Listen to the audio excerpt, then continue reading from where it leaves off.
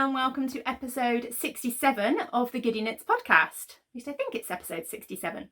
Today is Sunday, the 26th of July, and as always, I'm Helen. That doesn't change from week to week, does it? I am coming to you from Dundee in Scotland, where I live with my husband Tom and my two boys, Arthur, who is 6, and Jasper, who is 3.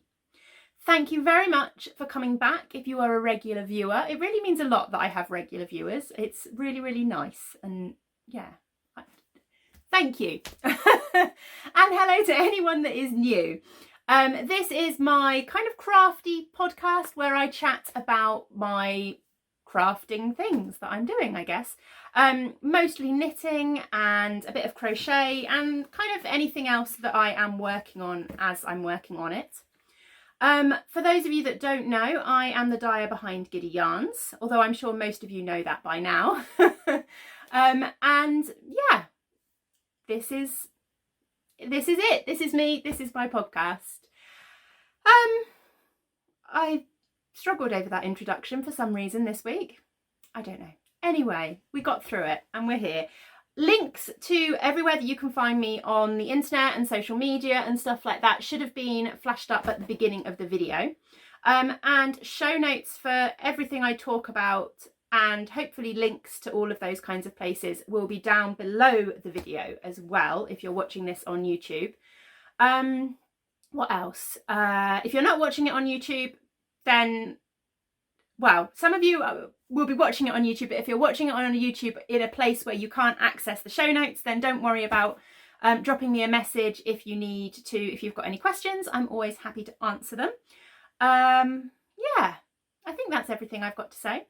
Anyway, you've got me this week with slightly damp hair again because I had a shower. Oh dear, right, I'm all over the place. Where are we? Let's just talk about what I've got to talk to you about this week. I'm going to start off with a little announcement-y admin-y section at the beginning. I've then got a couple of works in progress to share, as well as a work in progress that's going to be a work in progress no longer. I'm going to talk a little bit about some blanket progress. I'm going to talk a little bit about an imminent new cast on. And then I've got a tiny bit of yarny goodness to share and a little bit of shop news to finish off, but not much in that respect. So let's start with admin-y, announcement-y stuff. I just wanted to remind you about the knit-alongs that we have running. I like to kind of just remind people about them at the beginning in case you aren't up to date with the podcasts or if you're new. We are running 2 make-alongs. I keep calling them knit-alongs and I don't mean that. Any fibre-based craft counts. But we have got 2 make-alongs running. There is the Giddy Yarns make-along, which is an ongoing make-along as long as you're using at least 50% of my yarn, so at least 50% of Giddy Yarns in the project that you're working on, then it counts towards that, and it's just an ongoing one, and I'm going to be drawing quarterly prizes. I am fully aware that that is quite a exclusionary, maybe, I'm not sure if that's the term, make along. It obviously you have to be using my yarn, which is indie dyed yarn, which is a luxury product. So yeah, I know that is. But I also like the idea of it being a way that I can give back to my customers. So those of you that do purchase yarn from me and knit with yarn from me, it's a kind of a thank you because you've got the opportunity to win more yarn from me, if that makes sense. But all my other work, all my other knit-alongs, make-alongs, whatever, anything goes. Whatever yarn you are using, whatever fibres you are using, absolutely anything goes. It does not have to be indie dyed yarn. It doesn't have to be animal fibres. You know, you could be knitting with cotton and that's absolutely fine. You could be knitting with acrylic and that's absolutely fine. There is absolutely no judgment, no requirements in any way as to what you use for those make-alongs. So talking of other make-alongs, we are also running a summer holidays make-along at the moment. Started at the end of June and is running through until the 6th of September, and basically any project that you can somehow link to the summer holidays, and that can be as tenuous a link as needed. there are some basic rules which I think will be down below in the show notes. Yeah, entry to the knit-alongs. So the Giddy Yarns knit-along we are currently running it over in our Ravelry group. I need to work out some hashtags. I will let you know next time I podcast some hashtags. So if you need to enter on Instagram, you can. And if you want to enter on Instagram, once I give out the hashtags, that'd be great anyway, because I like being able to kind of share your work and stuff on Instagram. The summer holidays make along is being run in both the Ravelry group, which again, all of that will be linked down below, and also on Instagram. And we are using a couple of hashtags on Instagram. So we're using the hashtag summerholesmal just for chatter, and summerholesmal FO for finished objects. And again, they will be linked down below or written down below in the show notes. So hopefully you can find all the information about them there. I think what I am going to do is to make it fair, because I appreciate that some of you may want to post in the Ravelry group and on Instagram. Some of you might only be able to post on Instagram. I need to think of a way to make it fair. Part of me was thinking what I might do is I might combine the posts. So what I'll do is, obviously I'll have the thread on Ravelry, which will be really simple and easy with all the FOs, and then any extra for FOs that crop up on Instagram that aren't repeated in Ravelry, I'll add them to the numbers in the Ravelry thread, if that makes sense in my head, and then I'll just draw a couple of winners across the platforms, but in one go. Does that make sense? So everyone is only getting one entry. I don't know. Any thoughts on how that would be best to do without making it unfair or lopsided? Either way would be really good. Right, anyway, that's the make-alongs. What else did I want to talk about that was kind of admin-y, announcement-y? I'm looking over at my show notes, which I have put too far away because they're kind of propping the camera up slightly. Right, oh yes, August. August is coming up. As I said, today is the 26th of July. It's my birthday in 2 days. Yay! But August is coming up. Next Saturday, it's the 1st of August. And I am planning on doing August vlogs. So I'm planning on doing a series of daily vlogs throughout August. I know many of you enjoyed my May vlogs. And yeah, I thought I would do it again for August. August will be quite an interesting month. My parents are coming up on Wednesday to visit. So they're going to be up for the start of August.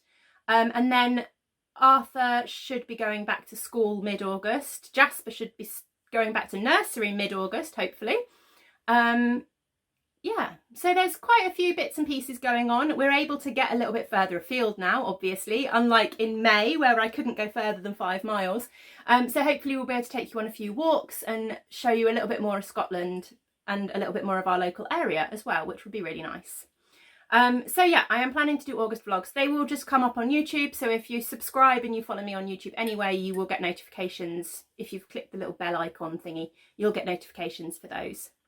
I won't be podcasting next weekend because my parents are here, which it's just, yeah, it just won't happen because we'll be busy. So apologies for that, but I will be doing daily vlogs. So yeah, that's that. Right, shall we actually talk about some knitting? First of all, let's talk about what I'm wearing, because I'm actually wearing knitwear today. I don't wear my knitwear nearly enough. I mean, I've only got 3 finished garments, so that's part of it. And this one in particular, I had put aside because once I started doing shows, this is knitted in my yarn. So let's actually make some sense, shall we? Put my cup of tea down. So this is the Breathing Space, which is a pattern by Vera Valimaki. It was one of the interpretations patterns from the interpretations books, which are the collaborations between Vera Valimaki and Johi Locatelli.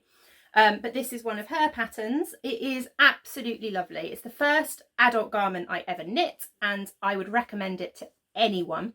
I knit it in my yarn, so this is not a colourway that exists anymore. It kind of was my Stormcloud colourway, but Stormcloud has kind of lightened slightly over the years, so it doesn't really match this now. And the bluey colour is my Spearmint colourway, which has kind of just recently been retired. But But that does mean that this no longer has to be a sample. When I started doing shows, I'd kind of set this aside to be a sample, so I stopped wearing it. But because it doesn't need to be a sample anymore, I can obviously wear it again. So that is quite nice. But yeah, it's a really, really nice garment. And it's one of the few garments that I've seen on people of extremely different body shapes. I've seen it on teeny tiny little skinny people who, you know, it looks amazing on. And I've also seen it on much larger, curvier women, and it looks amazing on them as well. So it is a very, very flattering garment for pretty much any body type. Anyway, that's that.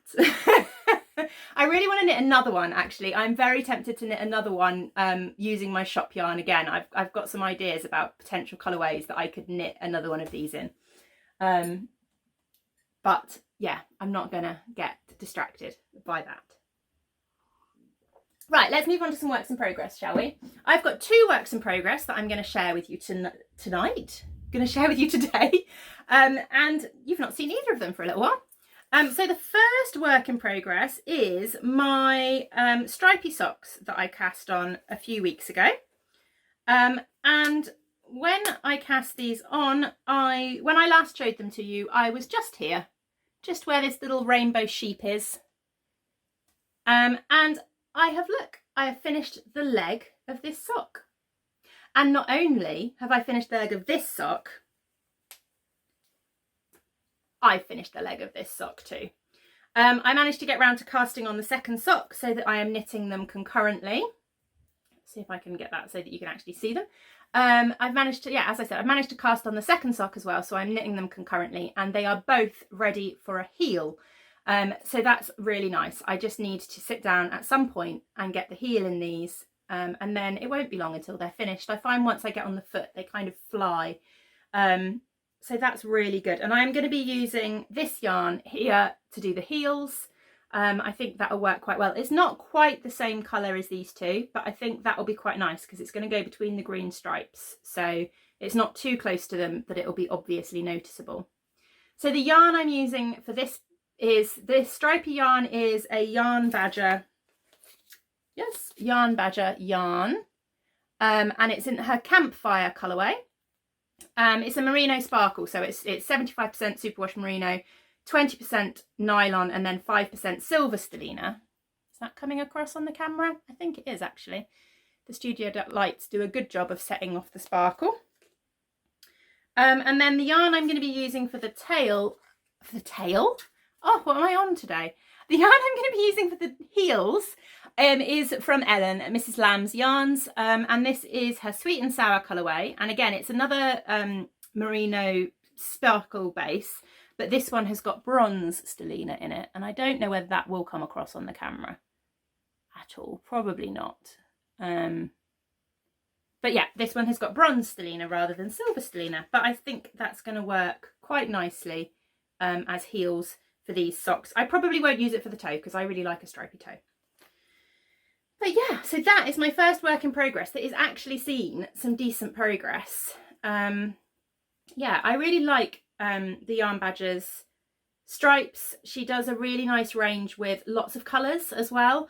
It's quite hard for a lot of indie dyed self-stripers to do multiple colours, because to be able to do multiple colours, you obviously need a longer skein of yarn. That's kind of how it works. And a standard warping mill, I mean, I use a warping board, which you'll have seen if you watch my vlogs. And on my warping board, because it was made for me personally, I can actually warp up to 2, 4, 6, 8. Yeah, I could actually warp up to 10 colours if I desired to. But on a sort of standard warping mill that most dyers that do stripes use, you can only really get up to 4 colours. Otherwise your stripes are going to get really thin stripes. And then to get kind of the next size up warping mill, you really need a massive one. And I don't know about many other people, but I don't have space for one of those. So yeah, so it's quite a thing for an indie dyer to be able to get kind of the number of stripes that she does, and the number of stripes that she manages to get in her colourways. Anyway, that was a little bit of a random topic on self-striping, wasn't it? Talking of self-striping, I am hoping to get some self-striping back in the shop come September, because hopefully the boys will be back at school and nursery, and that will give me a little bit more time to get some stripes done. But yeah, self-striping socks on the go.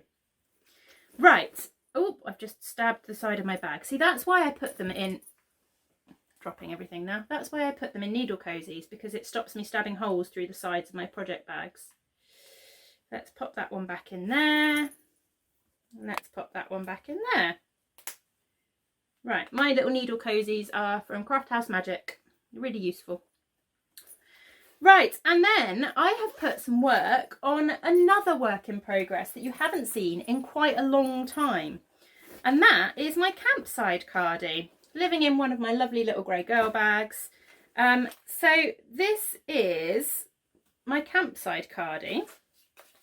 And the last time I shared it, I had just separated for the sleeves. So yeah, I was just kind of here where the little sheep is. So I've added nearly 4 inches onto this since I last spoke to you. I have just started the first eyelet section, and in fact I think I have just kind of finished this first eyelet section. It says you're supposed to do 4 inches in that section, and I'm just under 4 inches, and part of me, so to carry on I would need to I'd get to kind of the middle of the pattern, and then I think I'd be over 4 inches, and I can't quite decide whether I want to be at kind of 4.5 inches before I move on to the next bit, or whether I want to be a little bit shorter and then move on to the next bit. I don't know. I need to have a little think. I need to have a little look at the pattern and work out which way round I want to do it. And that's just for me wanting to kind of keep the spacing between the eyelet changes the same, if that makes sense. But yeah, it's coming along. I don't know quite how well. Oh look, if I hold it up here you can see the eyelets there. And as I said, this is the campside cardie. So it is a cardigan. So obviously it has got pearl rows. It's not, I'm not steeking it or anything fancy like that. So you knit one way, pearl on the wrong side. But that doesn't bother me actually. I'm quite enjoying the pearl rows. I don't do a lot of purling nowadays because I knit a lot of things in the round. So it's quite nice occasionally to get a little bit of purling in. It's a really weird thing to say, isn't it? But yeah, so it is coming on slowly, and I've been really enjoying it. The pattern, as I said, it's the campside cardie. It's by Alicia. I can't say it. Alicia Plummer. This is it here. So as you can see, the eyelets get more intense. That's not the word I want at all, is it? But the eyelets get kind of more eyelets the further down you go. So I'm just finishing this first section up here. And yeah, it's a really nice, really clear pattern, really easy to follow. And the yarn I am using is this one here. And this is an Eden Cottage Yarns. It's her Milburn DK. Here we go. It's the Milburn DK, and it's a BFL silk blend, 85% Blueface Leicester, 15% silk. And it is really, really nice. I'm really enjoying working with it. Yeah, really enjoying working with it. In fact, I've just, well, I haven't ordered them yet. I'm ordering some yarn this week. I'm just waiting for one of my regular bases to come back into stock. And as soon as it's back in stock, I'm going to place a big yarn order with a few other bases to sort of try them out and introduce some new bases into the shop. And one of the bases that I am going to have a go at dyeing and see what I like, see what I think about it, is a BFL silk. Right, that's those two.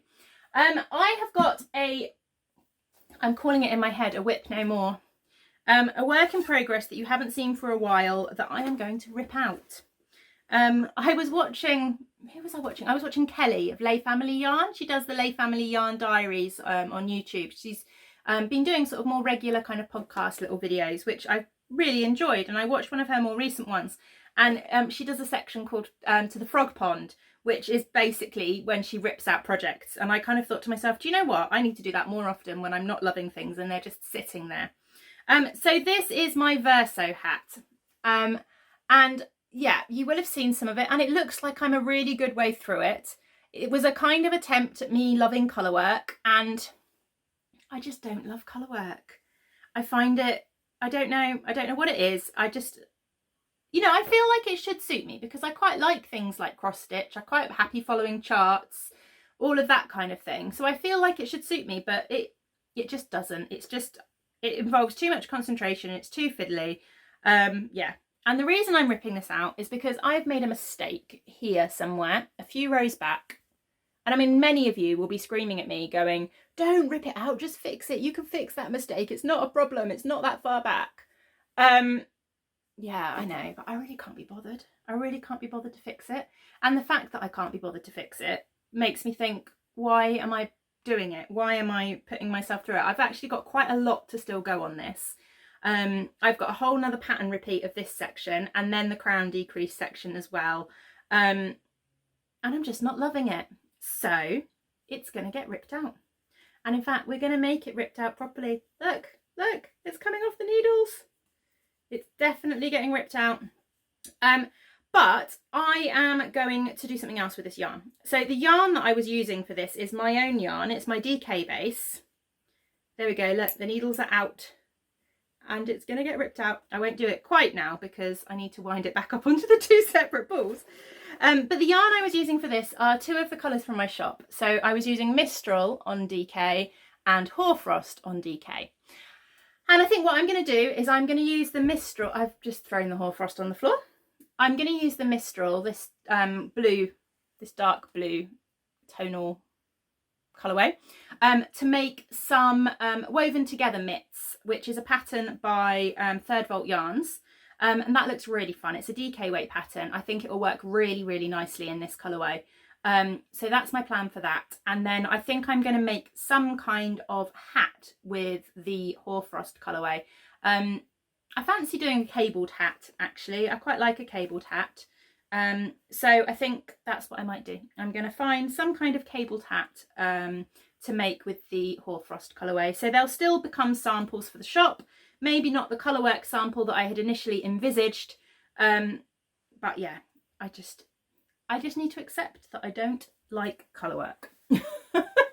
Rather than keeping trying to like it and trying all these works in progress. And I can think of a number of works in progress that have been ripped out because they were colourwork and I just wasn't getting on with them. But that is gone. That will be ripped out properly. And I have one less work in progress to worry about that is sitting there not getting worked on. Right, okay. What else did I want to talk to you about? Blanket progress. I was going to share a little bit of blanket progress quickly. I have finished another square for my Mild Mayhem blanket. If you are new and you don't know what I'm talking about, this is my Mild Mayhem blanket. This is how it is coming along. So I've got 4 squares joined and I'm calling it my Mild Mayhem blanket because what I am doing is I have got 2 magic knot balls, and these are magic knot balls made from the scraps of the scraps. So literally, like when I've got 2 or 3 grams left of a yarn, or I've got a yarn, a colourway that I've used in all my other scrappy projects and it doesn't need to go in anything else, they get wound into magic knot balls. And then what I am doing is I am just holding together 2 threads of the magic knot ball and crocheting a big granny square. So it is completely random the way that the colours work, and I'm doing absolutely no colour management at all. My magic knot balls didn't have any colour management in them, so it is just Mild Mayhem, but I'm really enjoying it. I also decided to do slightly smaller squares, so I think I'm doing 11 rounds per square. Because I know what I'm like, and if I was to do a giant granny square kind of blanket that was just one granny square, when I get to the stage where the rows are really, really long and the edges are really, really long, I won't want to work on it. Plus, I quite like the way that the colours work from square to square. I quite like the effect of having the chaotic squares kind of all put together. I think it's going to look really nice. I'm not bordering them at all. I'm just joining them as I go, and I'm really, really enjoying I quite like how this one got a bit Christmassy around the outside. Yeah, really enjoying this. It's going to be a slow progress. It's going to be a slow whip. It's going to take ages to finish. But I can get one of these squares done in an evening if I want to. So yeah, but it's one of those kind of low pressure projects. It's made with complete scraps. So there's no kind of pressure. It's just going to be a long time work in progress. And I do have 2 more magic knot balls downstairs waiting to be added when those ones are finished. So that is my blanket progress. I've obviously been making progress on my Cozy Memories blanket. I'm still adding my square a day to that, but you don't want to see that every week because you'll get bored. So I figure I'll show it every couple of weeks, so you get to see a bit more progress. Right, I wanted to talk about an imminent new cast on, but I've left the things that I wanted to share at the same time just across the room. So give me 2 seconds to go and grab them off my shelf. If I was in my old situation and the shelf was behind me, it wouldn't be a problem, but I'm not.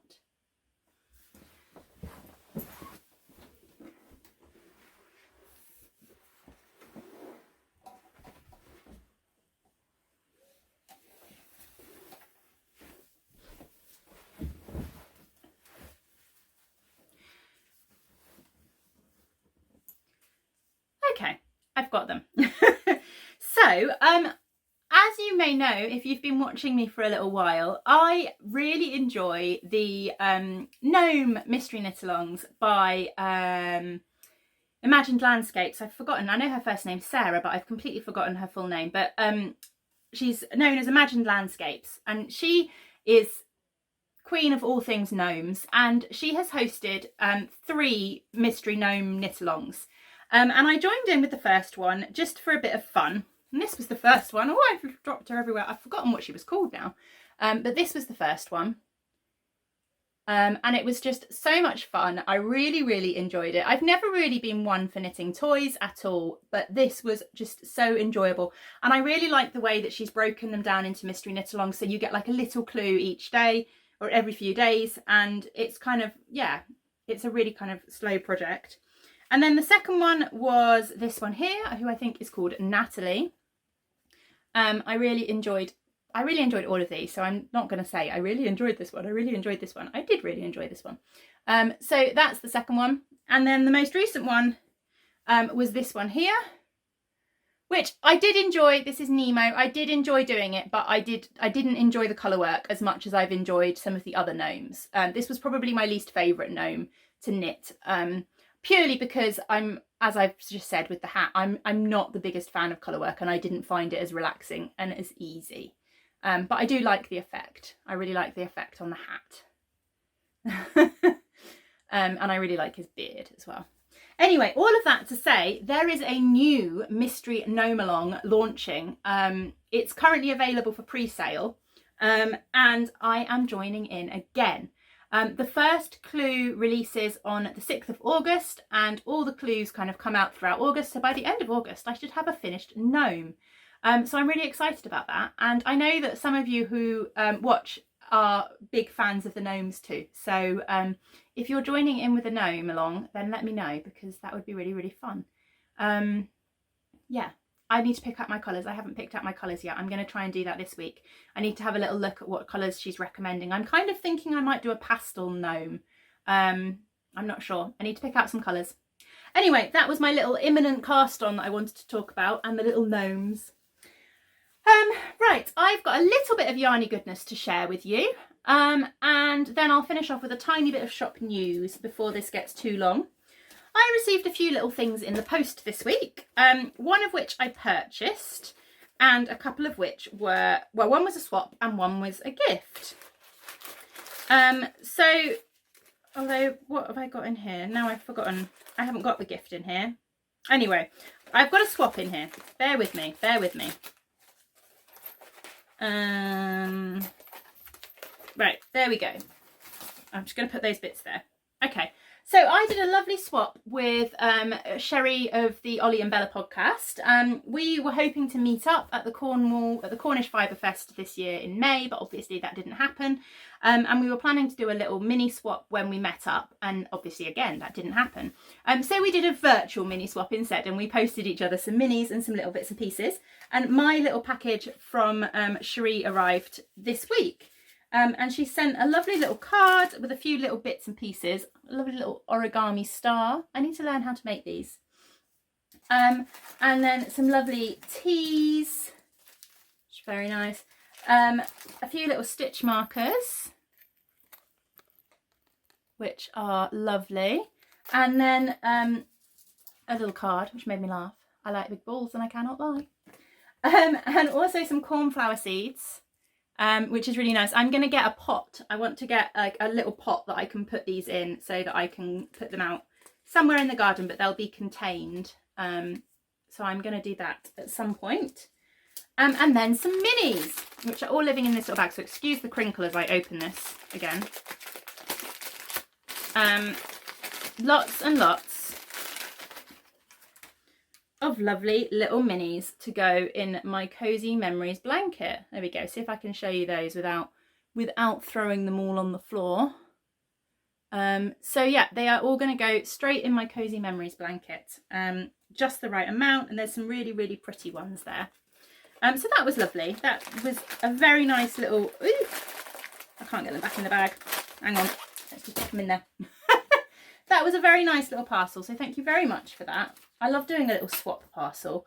I keep thinking about hosting some kind of yarn swap thing in sort of through the podcast, but I just need to work out the logistics of organising it and policing it and all of that kind of thing. But I'd really like to host something like that. If people would be interested in a yarn swap, then let me know. I would probably have to do it over in Ravelry just for the ease of organising it. I'd love to be able to make it open to everyone and not have to worry about the whole Ravelry accessibility issues. But just logistically, I can't get my head around managing it in multiple places. And yeah, I think unfortunately for now, Ravelry is going to be the easiest place to do something like that. But if you would be interested, then let me know. And I'll have a little think about how I do that. And then the other thing that I got this week, I treated myself to this as part of Yorkshire Yarn Fest. And I thought it might be quite a nice little thing for my birthday. And I have an idea as to how I'm going to use it. I picked up a Lucky Dip bag from Kate Celine. I've never had any Kate Celine yarn before. When I was first buying hand-dyed yarn and stuff like that, it was ridiculously hard to get hold of.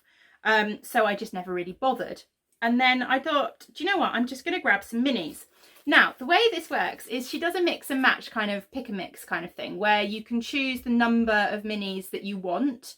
And she sends them all wrapped up. So they come in little spotty bags like this, all wrapped up. It's a bit like a mini advent, I guess. Now, I have undone, apart from this one, which was a little extra one, I have undone them all. So here they all are. Lots and lots of gorgeous, lovely yarns. These are all little 10-gram minis. And what I'm going to do, I'm thinking I am going to make some birthday socks with these. So my plan is to wind these up into little balls, pop them in the bag, and then I'm literally just going to pick one out from the bag and do that as my first one and make a pair. Basically, I'm going to make some scrappy socks using these, but they're just going to be in a random order. I'm going to wind them up into balls so that they're ready to go, and I'm literally just going to be like Lucky Dip. I'm going to reach in and I'm going to be like, that one's the cuff, that one's the next bit of the leg, that one's the next bit. I will eventually repeat them, I think, because I can't be bothered to work out the maths of how many rows I need to knit with each colourway to make the socks the length I want them to be. I guess I could work out the maths of that, couldn't I? I don't know. I might work out the maths of that.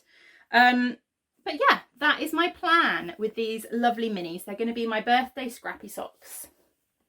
Right, that is pretty much all of those things. I wanted to just mention a quick bit of shop news before I leave you to it. And that's just a quick reminder that the 12 Days of Christmas, I can never say it, the 12 Days of Christmas collaboration charity collaboration selection boxes are going on sale on Saturday. So that's the 1st of August. They will be going in my shop at 8 p.m. I talked about them in the last podcast. They are basically like, well, they're 12 days of Christmas box. So you get 12 mini skeins.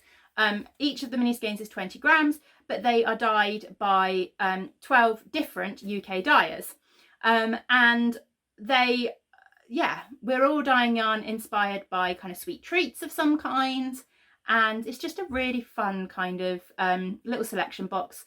And roughly 25% from each box goes to charity.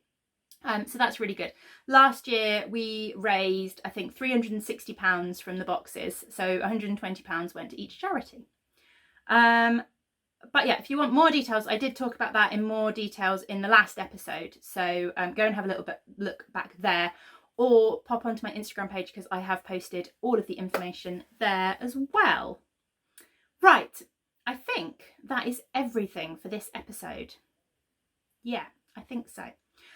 So I will see you for August vlogs. My next video will be August vlogs. And then hopefully in 2 weeks' time, I'll be back with a normal podcast. And that's it. Yeah. Thank you very much for watching. Please leave me a comment down below. I really like hearing from you all. And I will talk to you all very, very soon. Bye.